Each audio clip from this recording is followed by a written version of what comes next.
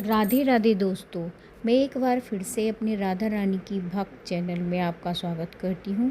आज मैं आपको एक अनन्य भक्त राई और दामोदर की कहानी सुनाने जा रही हूँ। बड़े भक्ति भाव और ध्यान पूर्वक सुनिए, क्योंकि राई दामोदर की कहानी कार्तिक मास में सुनने से बड़ा पुण्य फल प्राप्त होता है। तो सुनते हैं राई दामोदर की कहानी। एक समय की बात है कि एक गांव में एक माँ और एक बेटी रहते थे। बेटी का नाम राई था। वह बहुत ही सुंदर और सुशील थी और भगवान श्री कृष्ण की पक्की भक्त थी। एक बार भगवान श्री कृष्ण ने उसकी परीक्षा लेनी चाही और इसीलिए वह डासर बेचने वाले बनकर आए और आवाज़ देने लगे। तब राई अपनी माँ से बोली, मुझे भी डासर चाहिए माँ। माँ बोली, मैं पैसे कहाँ से लाऊं? बाजरी है, वह ले जा। तब बाजरी को लेकर श्री कृष्ण भगवान ने फूंक मारी तो उसका फूंस उस राई की आंखों में गिर गया। राई जोर जोर से रोने लगी। तब भगवान वहाँ से अंतर्ध्यान हो गए और वैद्य का रूप धारण कर वहाँ आ गए और आवाज़ देने लगे। तब राई की माँ बाहर निकल कर आई और वैद्य से बोली, मेरी बेटी की आँख में फूंस गिर गया है, उसे निकाल दो। और भगवान बोले, अगर मैं फूंस निकालूं तो उसका विवाह मेरे साथ करना पड़ेगा। और राई की माँ इस बात पर तैयार हो गई। दोनों की सगाई कर दी गई और कार्तिक शुक्ल पक्ष के दिन विवाह निश्चित किया गया। तब माँ सोचने लगी, बेटी को क्या दूँ? तो वो ये सोचते सोचते सुनार की दुकान पर जाकर बोली, मेरी राई के लिए लौंग और बिछिया घर दे। सुनार बोला, मुझे समय नहीं है, क्योंकि मैं कृष्ण भगवान के गहने घड़ रहा हूँ। हलवाई और बनिए के पास गई, सभी ने यही जवाब दिया। राय की माँ सोचने लगी, अब क्या करूँ? और ये सोचते हुए वे अपने घर आ गई और वे घर आकर देखती है तो झोपड़ी महल में बदल गई और उसको आनंद हो गया। ठाट बाट हुए, बड़ी ठाट बाट से अपने उसने विवाह की तैयारी करने लगी। भगवान श्री कृष्ण बारात लाए।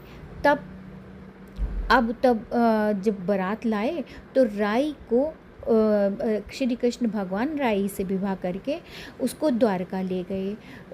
तो राई के महल में ही वो रहने लगे। दूसरी रानियां इस बात से चिढ़ने लगी। फिर सावन का महीना आया। सावन में राई पिहर गई।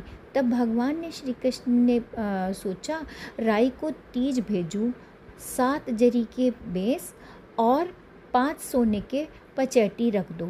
हंस को बुलाया और उन्हें बोले, सीधे राई के पिहर जाना और कहीं पर भी रुकना मत। जब राधा रुक्मण को ये बात पता चली तो उन्होंने हंस को अपने महल में बुलाकर कहा, थोड़े मोती चुग ले। और तब हंस आ गया और मोती चुगने लगा। उसमें से राधा रुक्मण ने सारा गहने निकाल कर उसमें फटे पुराने कपड़े और 5 कांटे बांध दिए और पोटली हंस को दे दी। हंस सामान लेके राई के पास गया। राई खुशी से नाचने लगी, लेकिन जैसे ही पोटली खोली तो 5 उंगलियों में 5 कांटे चुभ गए। अब राई बड़ी दुखी हुई। तब सावन खत्म हुआ तो भगवान लेने राई को आए और भगवान से अब राई कुछ नहीं बोली। भगवान के पास ना तो आई। राई दूर हो जाए और भगवान ने सोचा कोई बात तो है, लेकिन वो अपने महल में ही श्री कृष्ण भगवान को जिमाती थी और भोज कराती थी और हमेशा वो दही जरूर देती थी। एक दिन श्री कृष्ण भगवान बिल्ले का रूप धारण करके सारी दही खा गए। तब राई नीचे जाकर बोली, एक गुजरी का रूप धारण करके भगवान नीचे दही बेचने आए। राई जो है गुजरी के पास गई और गुजरी के पास जाकर बोली कि थोड़ी सी दही दे दो। तो उसने उससे दही ले लिया। अब राई उदास थी। तब उसने गुजरी ने पूछा, जो कृष्ण भगवान के रूप में जो गुजरी थी, बोले, राई तुम उदास क्यों हो? हमने सुना है आप भगवान से नाराज हो। तब राई बोली, तुझे क्या, मतलब तू जा। गुजरी रूपी भगवान बोले, हम सहेली जैसी हैं, तुम मन की बात कह दो, मैं किसी से नहीं कहूँगी।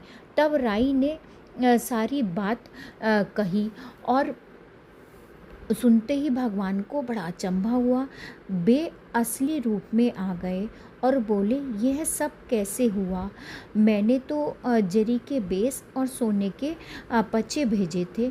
फिर भगवान श्री कृष्ण ने हंसों को बुलाकर पूछा, तुम कहीं रुके थे क्या? तब हंस बोला, हाँ, राधा रुक्मणी के महल में रुके थे और कहीं नहीं रुके। फिर भगवान श्री कृष्ण ने राधा और रुक्मणी को बुलाया और पूछा, आपने ऐसा क्यों किया? और वह बोली, आप हमारे महल नहीं पधारे, इसलिए हमने ऐसा किया। भगवान बोले, आप हमको प्रेम से बुलाती तो हम जरूर आते।